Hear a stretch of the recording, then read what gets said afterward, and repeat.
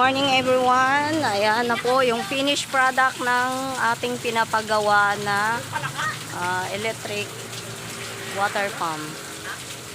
Ayan siya guys. Ayan, kinakargahan na. So umaapaw, dinidrain na lang. Ayan. Dinidrain na lang siya. Kasi natin tong kahoy.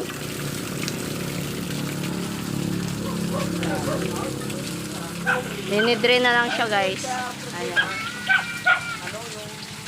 Kaya lang, lost thread. Ano? Maligo na, Kate. So, yun na yung finished product nila. Ayan.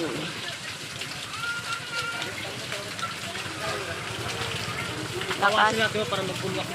Iusod mo yung kahoy para hindi magano doon sa bintana. Yun o. Pabasa yung stock doon.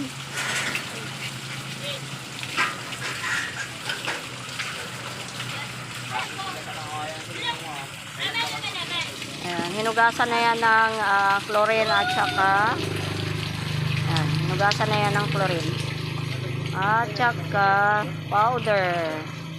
Ayan, mag-shower na yung manugang ko. Ha? Oh. Maklorin pa?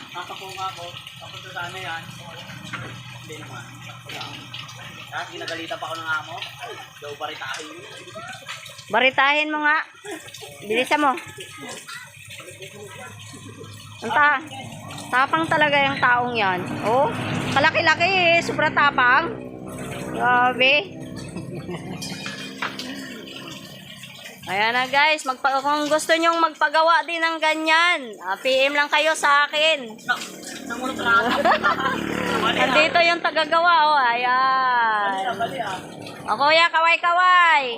Ayan ang nagakontrata. Ayan. Kung sinong gustong magpagawa. Oh.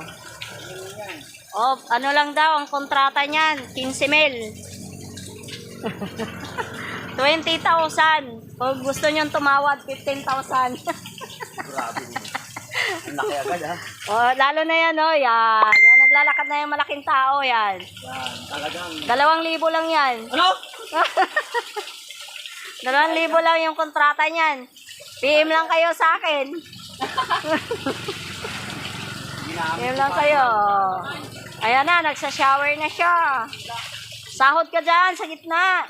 Ano? Oh, sa gitna.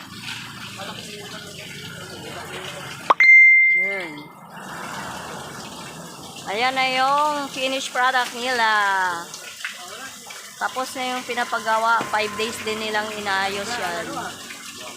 Ayun, ang lakas. Pwede na ba panghalo rin yan? Lakas.